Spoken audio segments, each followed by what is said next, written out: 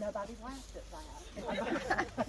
But Faithful and I did. I mean, you know, we put the fear, and the fear didn't work. So I called Teresa, and I said, and Betty, and I said, Teresa and Betty, go find the Adabelle book. And Betty brought it to the house almost immediately. And we started working on what you're going to see today. So there's a tremendous amount of Bulloch County history that happened on this piece of land. And I can't thank you enough for coming today. My computer printer broke yesterday. Now, you know how fortuitous is that? So I get to tell y'all about how this was made by reading my phone. Y'all say a prayer. When did they start that? I know, this wasn't around when Adabelle was founded, I don't think. It's pretty cool, though, we've come into this century, isn't it? This sign is the 27th historical marker that our society has erected in the past 11 years. It was made by CWA Studios, and that's located in Marietta, Ohio.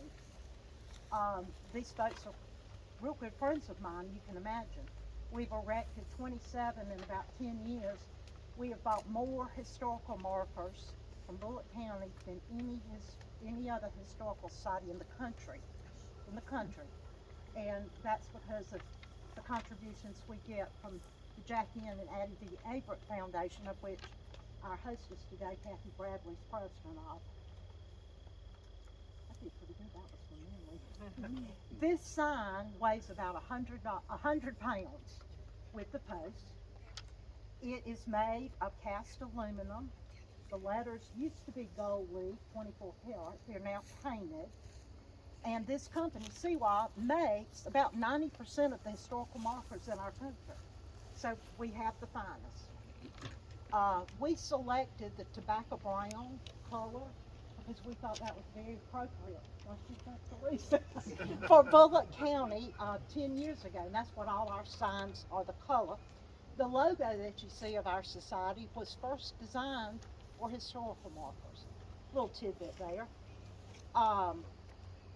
The most interesting part of the sign to me is on the front and the back of these signs are 20 lines of information with 62 letters, spaces, periods, characters.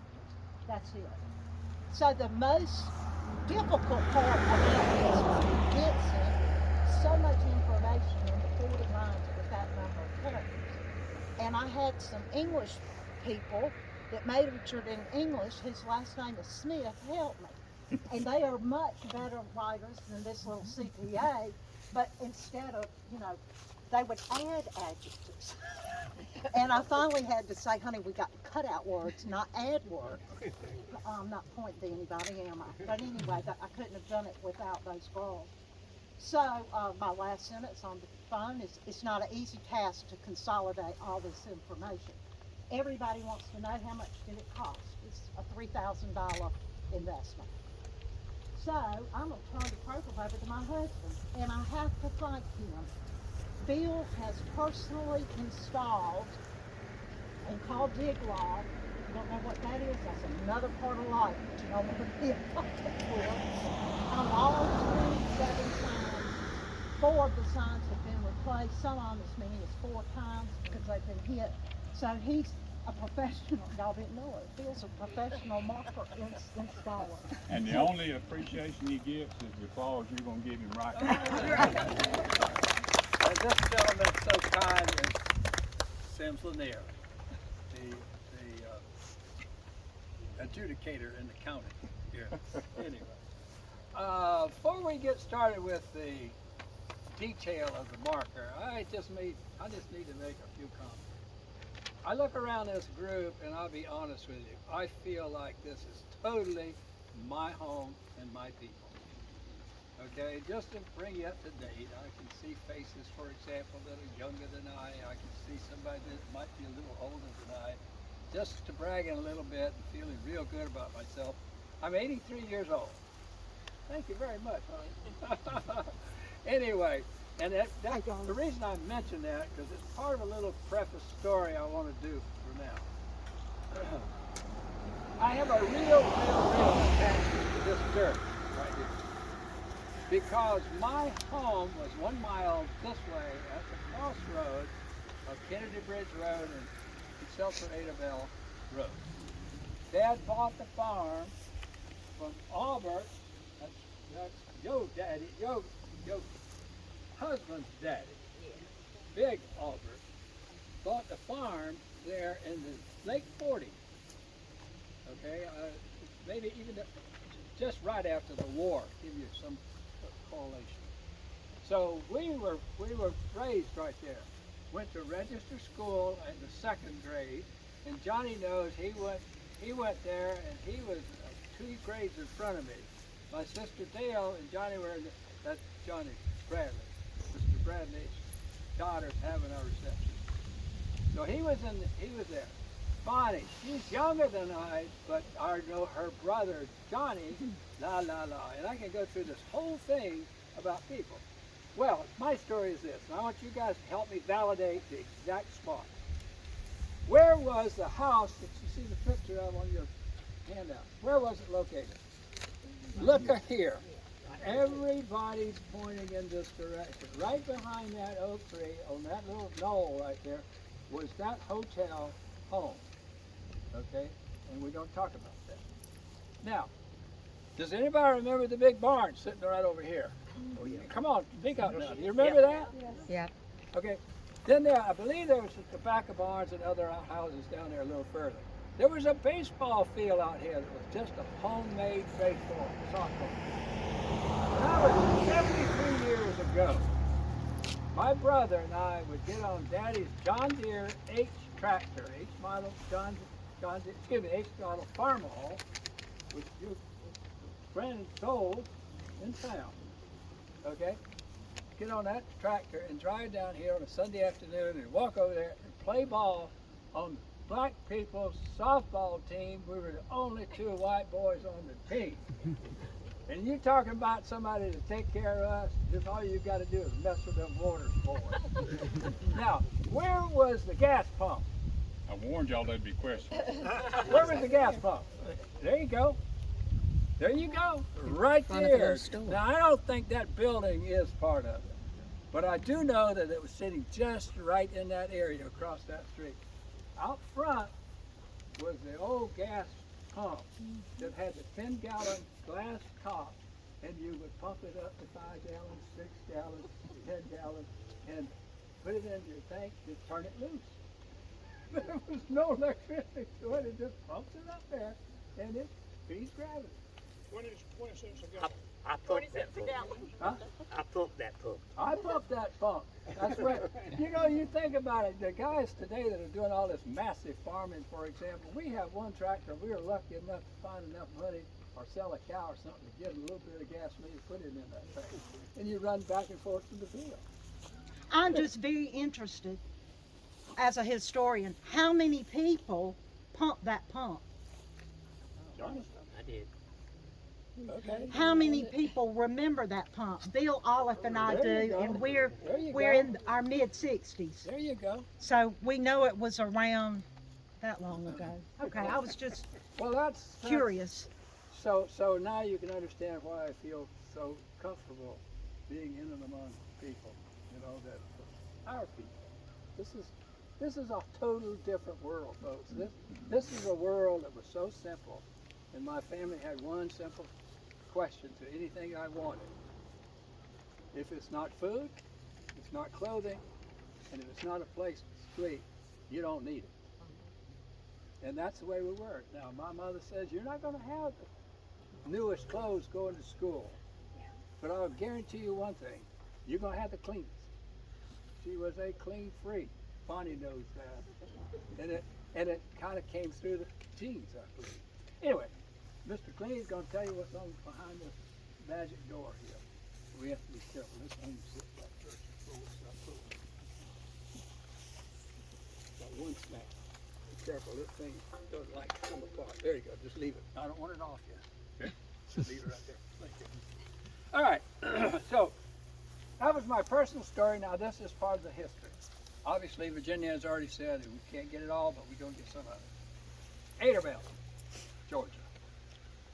Adabelle was named for Ada, 2 words, Bell Williams, daughter of J.W. Williams, and it was established in 1900, and a post office was existed until 1907. It was a stop on the Register, Glenville Highway. I know what's wrong with this. I wondered. I was sitting here just struggling. I kind I of got wondered. them, I got them new eyes, but they love to look out here. Don't particularly like to look right here. Anyway, all right. So we own a railroad which connected with both the Central Georgia Railway and the Seaboard Air Line. Leading men in the area were, and you'll know some and maybe all of these, Jameson Kennedy, Jimerson Kennedy.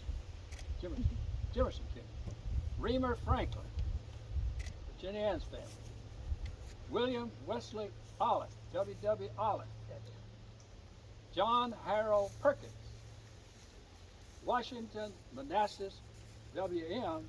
Foy, and John William Williams. This village existed for about 50 years. 1908, its population was 85. Mr. R.L. Bowen was the depot agent for the Register and Glenville Railroad. Charles K. Spears. You know Charles Spears? Anybody know him? Spires. I'm sorry, Spires. Spires. Should remember that. I remember when he was a cruiser here. He was a land cruiser. But he was a woods rider for the Foys, and his wife was Alice May Franklin, daughter of Hiram Franklin, Virginia Ann's family. She ran the boarding house and hotel in Adabelle, house right there.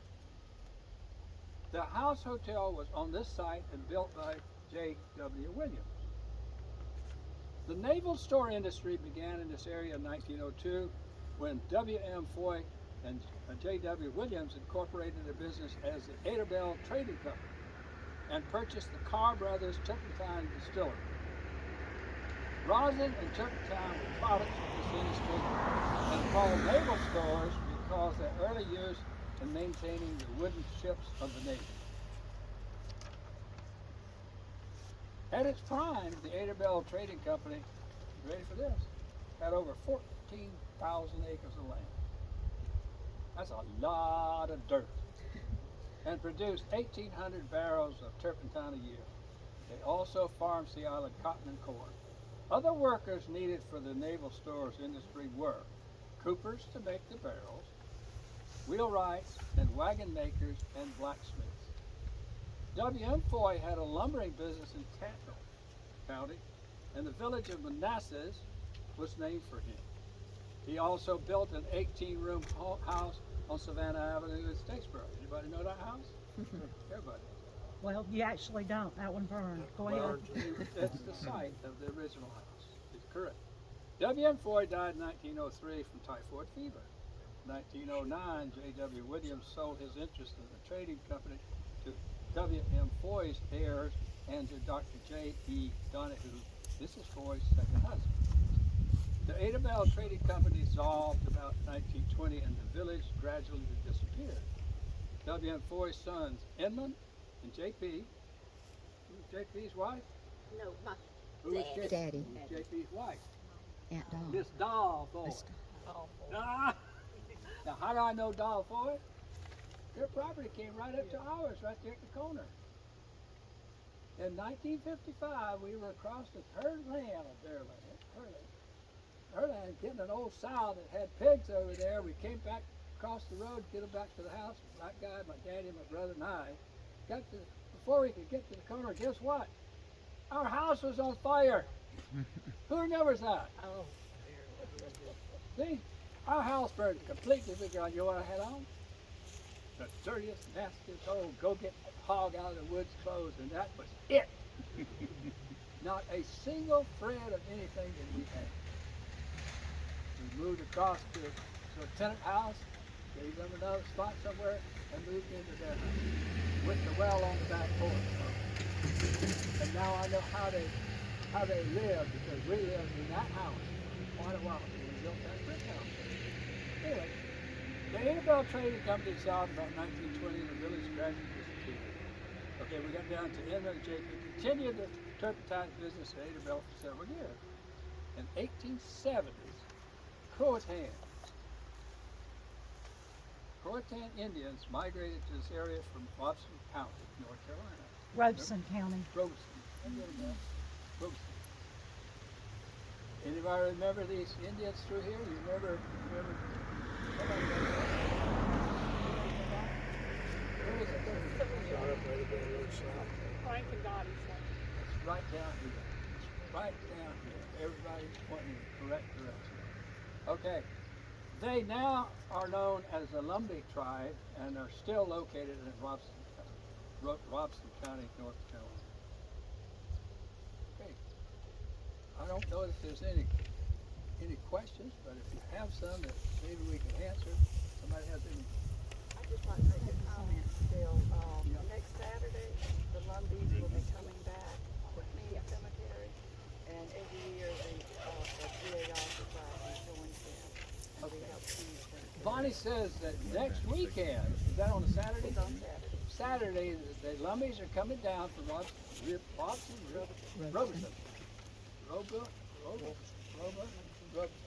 County, anyway, come from North Carolina, come down here, do their annual cleaning of the cemetery, and the DARs are the ones that are the hostess for that get together. Well, thank you very much. Yeah, that's excellent. Anyway, so this, by the way, will read a lot better than I did. So you take your time, look it over. This is the beginning, this is the start, and you'll notice it's continued on the other side. Thank you, Bill. I do want you to read this on because it does give a concise, for eternity, as long as we'll all be here, description of what Adabelle was. And for many of us, there's a lot more to Adabelle because it's where our families live, both here and in Excelsior. I have to thank 3 girls today who have helped me not only write this marker, the wording, but also have contributed a large amount to both our reception today and to this marker. And it's one of my favorite people's daughters. I love Faye Smith, and she has 3 fine daughters and had a fine son. Has he left? Oh, there he is, right there in front of me, who I met today. I blend well. You do blend well. But For a duck Beth, caller. thank you, Beth and Don and Ann and your husband and Faye Foy and cousin Jimmy for all your help and contributions. Thank you. I got to say this, we've erected lots of these markers, and several of them have been for important families in our community and in our county, and this is the first time I've had a family help us financially. Thank you. I won't forget it. So I just needed to say that. I also got a contribution from John William Williams' great-grandson, and that is Frank Williams, who Beth, his sons are still in Atlanta and own Atlanta Steel, huge company there. Frank is 88. He's as smart as all of us put together. I had an hour conversation with him this week. He sends greetings to Bulloch County, and I told him, you know, the Historical Society, and that would be me, Bill, and our yard man, are cleaning on this project, are cleaning markers in Eastside Cemetery. We cleaned almost 500, and last week I cleaned myself. I happened there, and there was Mary Agnes and Everett and Frank and Cora Williams. So I got to tell Frank that, and I know he'll send me another check because he's that kind of a person. But I did want to personally thank those, and I'm going to get to her in a minute, but I also want to thank Kathy not only for all what the Everett does for us, but for hosting us today in her beautiful home at Sand Hill, and she's going to tell us about that in a minute. Now, what I want to do, and there's method in my madness, if they don't tell me how to do it. She babysat me, and she's kind of like my older sister. I'm gonna do 2 families at a time because I want pictures for the newsletter and pictures for posterity and whatever. So the first 2 families, and I'm gonna see who knows who they're part of, are the J.P. Foy, that's y'all, and J.P. married Doll Foy, who was one of my Totsy and Big Daddy were my maternal grandparents in Metter, and Doll and Totsy were dear friends from Metter, Georgia. And I want the Louise Foy Simmons, and I don't think we have anybody here except John Tucker and Bernie Marsh, who were the caregivers for Sue Simmons. So if y'all would come forward, stand by this sign. Bill's gonna take pictures. Right. Dwayne's You guys gonna take take some? pictures.